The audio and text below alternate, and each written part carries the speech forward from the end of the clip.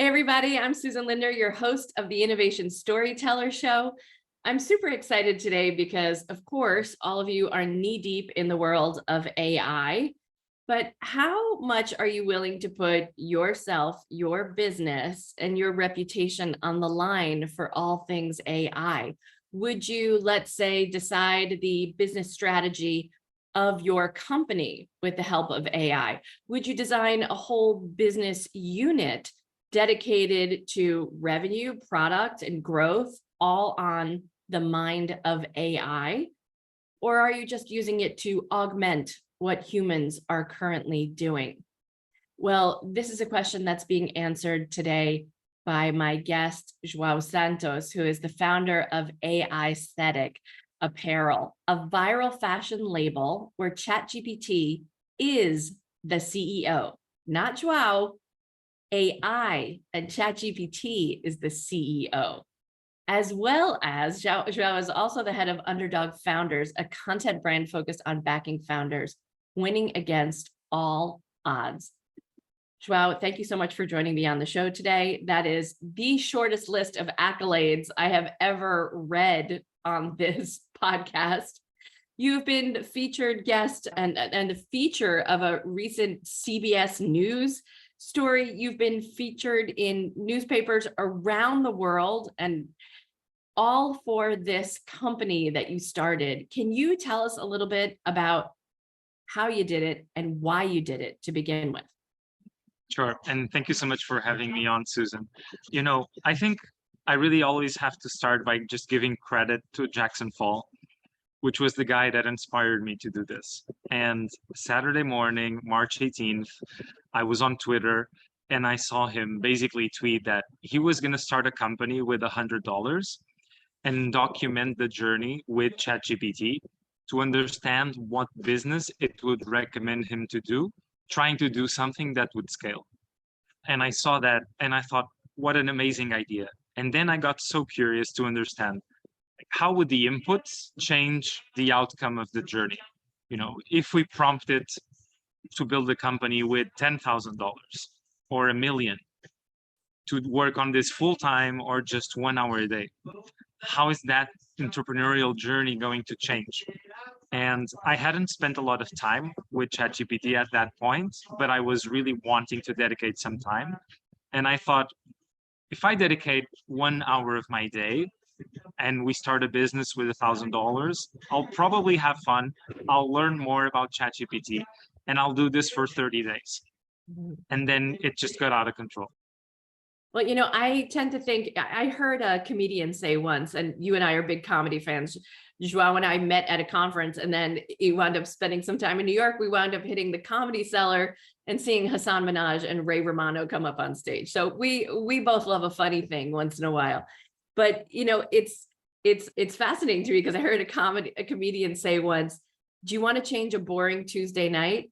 Find the most obscure sports team that's playing against another really obscure sports team and put $5,000 on the team that you think is going to lose. Suddenly you become the most interested person in the room. The game becomes the most interesting thing in the world, and you will not take your eyes off it for a second. So there's a bit of a gambler in you is what I'm going to guess. Wow, is that right?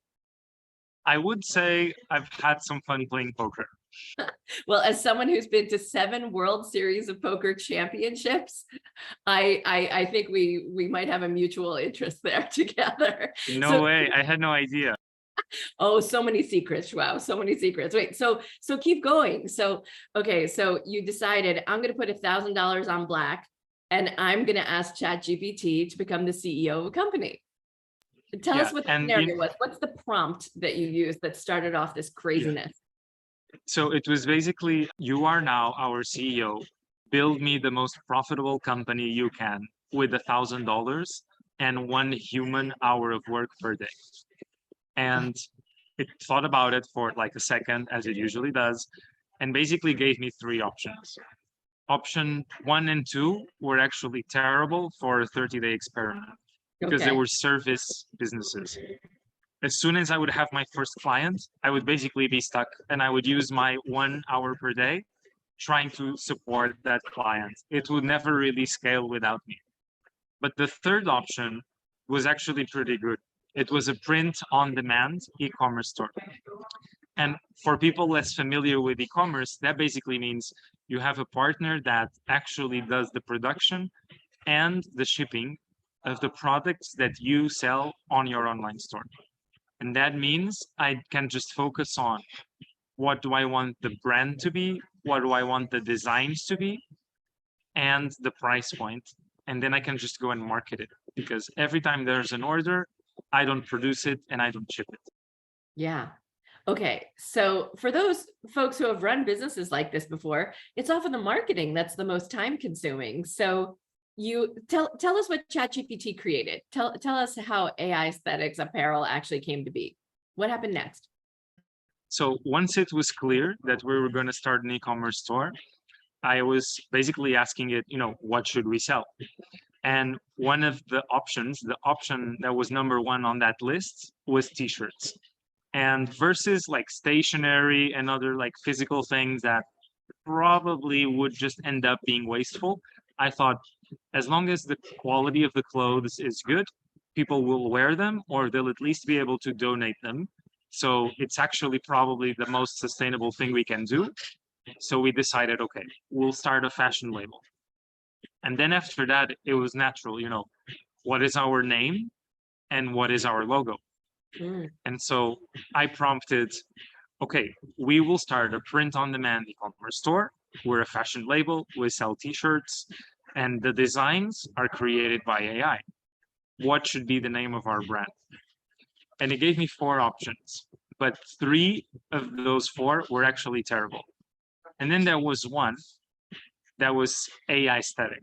And I thought it was funny because, aesthetic is like a trendy word in design and fashion.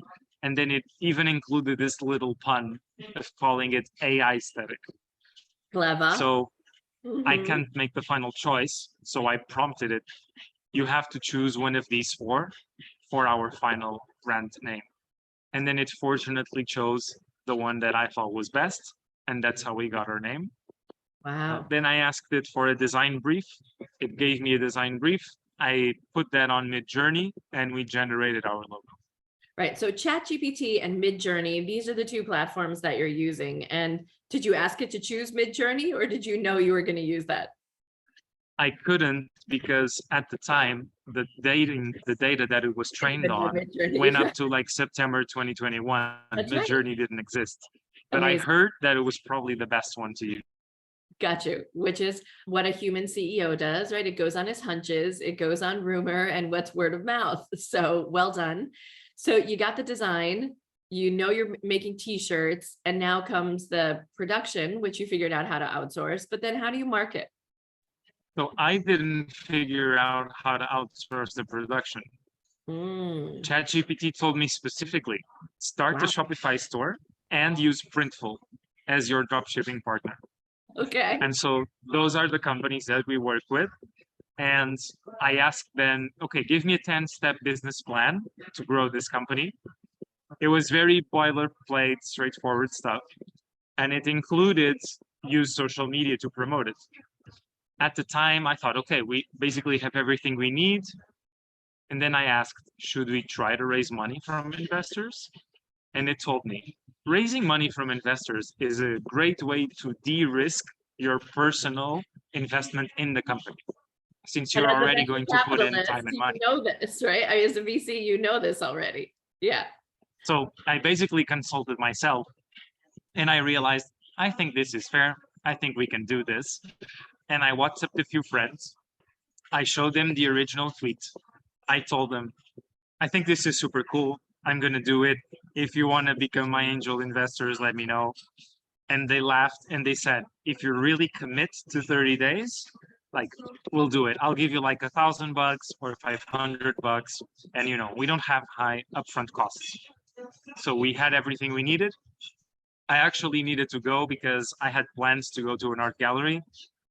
So I just decided, okay, we have everything. I'm going to announce the start of this experiment. I'll make a funny LinkedIn post about it, and I'll go on my way. And then LinkedIn decided to take that post and share it with more than 5 million people all over the world. Yeah. 900 million people are on LinkedIn. And I say this as part of being part of the LinkedIn podcast network, but 900 million people had access to that post of yours. Yeah, it was definitely beating our expectations. It was pretty insane. Yeah. We had 6,000 connection requests in 1 week. It's every AI entrepreneur's dream. I guess. And it's only funnier because it was never supposed to be a real company. It was just supposed to be a side experiment. And then it just totally took off in sales, in people wanting to invest, and everyone wanting to see what the AI does next. Wow. Okay. So you get through this phase and you have investors. I'm assuming it didn't ask you to create a board of directors or any other humans, right? It had enough just dealing with you 1 hour a day. Yeah, essentially we did what was legally required to incorporate the company and to do an official investment round. Because I started with my friends with 2,500 bucks, but then we ended up raising 100,000 euros, which is definitely more than we expected. Oh my gosh. Okay. So give us the breakdown. What are your expenses and what is your profit to date? So we sold about 12,000 euros since we started, and then about 4,000 of that was profit for the company. Mm-hmm. And after the big spike, we started focusing on closing the investment round. So that meant, getting a law firm in to make sure everything was official, getting the company incorporated, getting an official VAT code, chasing more than 10 investors to sign all the paperwork, to actually put the cash in the bank. And You're so while we annoying, were on Josie. this stage, we couldn't really develop the business any further. We were waiting to close that to actually move forward with our marketing. So I kind of paused the company a bit. And as of last week, the cash is now liquid. Everything is officially closed and registered. So for especially people who are interested in marketing, I think the next couple of weeks are about to get interesting. Wow. Wow. Okay. So, and you're letting ChatGPT design your marketing strategy as well. Basically, yes. I will only intervene if it's a very wasteful use of investor capital. Fantastic. Okay. So this is a show for chief innovation officers, right? We talk to innovation teams about how to get people on board with their breakthrough ideas. So tell us a little bit about the story you told to get other people on board. How did you entice them? What did they need to hear? What was the pushback and the objections you heard? Yeah, I think something that was a really good learning for me was, over 2,000 people also got inspired by Jackson Fall and started a community on Discord where they were trying to build companies using ChatGPT as their CEO or co-founder. But basically, to my knowledge, none of them really went viral and none of them raised capital from investors. And I think the differentiating factor was, I could have done the exact same thing, but reported it in an extremely dry bullet point list style. That would just be, here are the facts. I'm doing this experiment, step A, C, D. But I spend about an hour a day trying to make it exciting, funny, educational, inspirational. And it became something that people looked forward to reading every day. And I got crazy comments like, this is the best thing I've ever read on LinkedIn. Or I showed this to my son and now he's starting a company because he thinks it's the coolest thing ever. So that was pretty amazing to receive as feedback. If we learn nothing else from this experiment is that it's not enough, right, just to tell our audiences what's going on with just the facts, Jack, right? And we talk about this in the world of storytelling all the time. People don't retain it. You can't inspire, motivate, or get people to do anything if that story doesn't penetrate here and here. And I'm sorry, I'm pointing to my head and my heart, because without it, it's emotion that actually moves people into action, right? So we have to move that. And the other is memory. if we want people to remember a great story, we have to make a memorable story that people can pass on to someone else, right? And we know the research from Stanford, your brain is 22 times more likely to remember facts when they're put in story rather than just facts alone. So I love that you went through that effort and you spent your 1 hour a day of executive time thinking of the story, not just the work of the company. Yeah, that's really fascinating. Okay, so can you tell us what's next? And can you tell us what other support you need from this community of innovators to really take this to the next level? Yeah, so I think now the real test is, can ChatGPT actually come up with original, interesting marketing creative for ads, for how we should place our ads? Do we go into out of door? Do we go into just pure digital text, or do we go digital with a visual banner? Do we do influencer marketing? We're going to play with all those things. And I'm also just curious to see in general how people respond to this marketing, because I think we are basically 50% fashion, 50% entertainment. And so for people to buy, they need to see that they're buying something they can actually wear, that is actually fitting well and is comfortable and looks decent. At the same time, they also buy emotionally because they want to support the project. They want to see what the company does next at the command of ChatGPT. And so we're 100% going to stay true to the original DNA here. So I want to minimize my own vision for how I would grow this label by myself independently. I really want to put the initiative as much as possible into ChatGPT's hands. And I'm also open to proposals people send me all the time through social. So if I get a proposal that I think makes sense for the business, I'll basically share it with the boss for approval. And then if that gets approved, people can actually play with the progress of this company and influence that path. Wow. Yeah. I wonder how many of my listeners would be this open to hearing ideas from the outside and making their really putting their own corporate reputation, their own personal professional reputation into the hands of a robot. But is it your prediction, João, that so much of our work is going to get done this way? I mean, you're an investor, prior to starting this, and I want to hear more about what else you have going on. But is it your belief that ChatGPT will become a really relevant vetting and due diligence partner in the future when it comes to selecting new ventures to invest in? I think both investors and founders will use AI tools to become more productive. I think most of these tools will never fully replace humans. We'll always have a human that is responsible for guiding and deciding direction. And then they will just be a lot more productive thanks to AI. I think the way I rate my interactions with ChatGPT so far has been, it's actually pretty good to write PR pieces.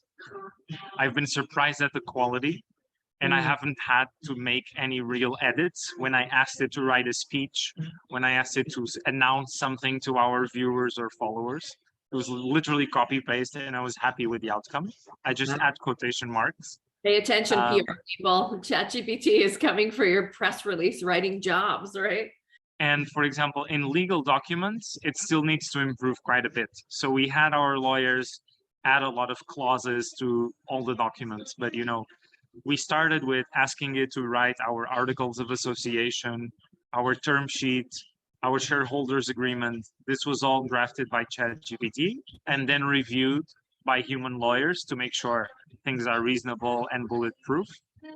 So I don't think it's going to be fully replacing people yet, but it actually will. It's really not that hard. A lot of these things are templates. So that's bound to be really basically enabled with a simple generative AI. And then I think, if you're an experienced founder, you can basically get a lot of speed in your decision making. But if you're a very amateur founder, you have no idea when it's saying something totally wrong. So that's where it comes to humans that know what they're doing. Yes. So maybe it's assistive intelligence, right? Rather than replace for now. So what else do you have going on, João, outside of this fantastic new, can't wait to buy my new t-shirt company? So I actually am super in love with the project I was building, and I'm still building on the side of this experiment, which is called Underdog Founders. And we basically have a content arm and a tech arm that we're building. On the content side, what I'm doing is I'm interviewing underdog founders from all over the world, and I'm writing their entrepreneurial journey on my LinkedIn and on my Substack. And what I mean by an underdog founder, my selection criteria is a founder that hasn't had a big prior exit. So they're not going to have an easy time raising a bunch of capital because they're not going to appear to be a veteran. Then number two, they are relatively new to the market that they're trying to disrupt. So they're not an industry insider. They don't have all the connections to make things happen and to kick off sales. Usually because of 1 and 2, they get 3, which is a bunch of rejections from clients and investors. And finally, the most important point is, despite all that adversity, they pushed through until they found metrics that are pointing to product market fit. When you take these 4 elements, you usually get a really good entrepreneurial journey. And I share that with a lot of transparency because I think the world has enough fake it till you make it, PR, overly salesy startup content. And I want to bring it back to the roots and about sharing adversity and solving hard problems. And it's been amazing to meet all these people with really good quality from all over the world. So that's what we do on the content side. And then on the tech side, we're designing a platform where you as a founder can plug your direct revenue, month-on-month growth, the number of people on your team, and hard, clear metrics. And this goes into a private database. And then as an investor, you can create an account and you can basically say, I want to see companies, let's say based in New York, working in healthcare, growing at least 40% month on month, and doing at least $30,000 in sales. So what we want to allow investors to do is to choose how high they want the bar to be. And we give them the safety that if a startup in our database meets that sweet spot that they're interested in, they will have the chance to see it before others do. And the value for founders is that they can be introduced to investors outside their network while they sleep automatically. So now we're in user research phase for that. We're talking to different founders and investors. So far, the feedback is good. And we're starting to build, and we'll see what happens. Yeah. And I'm just, my mind is spinning at the moment thinking about all the different entrepreneurial organizations and accelerators, incubators, et cetera, that certainly ones that I've mentored in, women, immigrant, minority entrepreneurs as well, who, just came to the United States, for example, have zero connections, but have a passion for or experience in X, whatever that may be. And then just decide, because it's so damn hard to find a job. Sometimes it's easier to start a business than it is to find a business who will hire you. And so it's certainly a passion of mine. So what is the URL where entrepreneurs who are in this situation as underdog founders, that's the name of the organization, right? Underdog Founders. How can they find you, João? So I think if they want to get in touch and they want to potentially feature their story, they can reach out to me on my LinkedIn. And if they type Joao Santos, they'll be able to find me quite quickly. If they search for Underdog Founders on LinkedIn, it'll also appear in the company page and that'll take them to me. And if they want to register for the platform to be seen by investors, we have a simple landing page up where they can request access and put in their data. And they can find that available online at underdogfounders.club. Fantastic. Okay. Before I let you go, I'm going to ask you the 3 questions I ask every innovator who comes on the show.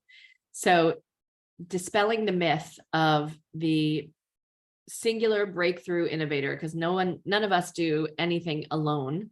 Who is the greatest innovator of all time? Let me change that. What is the greatest innovation of all time? I'd probably have to go with fire. Just controlling that was just drastically changing the course of humanity. So that would probably take my vote, even though Google CEO famously said recently that he thinks AI is more meaningful than fire. I don't know. I find my filet mignon is far better with a side of fire than a side of ChatGPT. But but I think, you said something very interesting there. It wasn't just fire, it was the person who's able to control fire. As someone here in New York who's been suffering through the smog from the Canadian wildfires at the moment, starting the fire isn't always the best part. It's controlling the fire that makes all the difference, right? Correct. And really good parallel with AI. Yeah, right. Good point. Yes, excellent symbolism there. Well done. Okay. If you could join any innovation team in the history of the world, which team would you have liked to have been on? I'm super biased because I just finished reading Shoe Dog, which is Phil Knight's biography, the creator of Nike. Mhm. And it's a totally amazing book. And I love the passion and the constant innovation that they were trying to install into their sneakers, constantly changing the sole, introducing new materials, playing things, finding out when they started injecting air into the soles. Some shoes exploded, they needed to do recalls. Just that constant testing, I think, is very, very cool. And I think probably Phil at the time felt a lot like an underdog as well. I could kind of see that in the writing. So it would probably have to be Nike. Yeah, not to mention making a sole with a waffle iron, right? I mean, you can't beat it. I try to throw everything in my waffle iron now, like falafel, leftover beans. Let's see what comes out of that. I don't know. I'm going to make a taco out of virtually anything that goes into the waffle iron. Okay, my last question for you is, what pisses you off? What annoys you? Or what would bring absolute joy to the planet if it were invented or innovated today? What would you like to see here that's not here now? So I think something that pisses me off is, I would say, people in positions of authority or expertise or comfort being dismissive to those that are below them. I think that really, really, really is a waste and an act of ignorance. So whenever I see that, I get really annoyed. And I always try to be a force that stands for the opposite of that.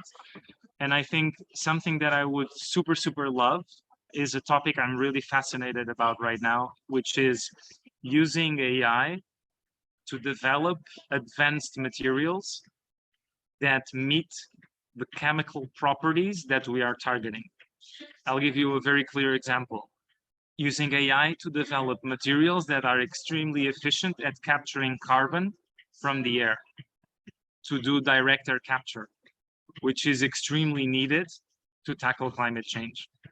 And just yesterday here in London, I met an entrepreneur that's doing amazing work on that front. They're called Orbital Materials. Dan, the CEO, is a guy I've known for a while, and he's just doing amazing work. And they've just produced the first sample of material fully designed by AI without any trial and error. Wow. Wow. Phenomenal. Yeah. Because if this week in New York is any indication for us, in developed economy countries, certainly our brethren in developing economy countries have been feeling the effects of climate change for a long time already. feeling this impact on us, especially here. We need it faster than ever. And I do think it is technology and bigger brains than our current human ones are going to be the ones to help us solve it. João Santos, thank you so much for being on the show today. If you want to get in touch with João, if you want to track Joao's progress with his company, where can people, what's the best place to just even watch this company grow and bloom? It's definitely my LinkedIn profile. So we share updates on how the company is evolving every week. So that's really going to be where you can see most of our content, and I'm happy to see you there. Oh, fantastic. João Santos, thank you so much for enlightening us and making us a little less terrified of all things AI. Thank you so much for the invite, guys. Feel free to drop by AIsthetic Apparel.myshopify.com and see you later.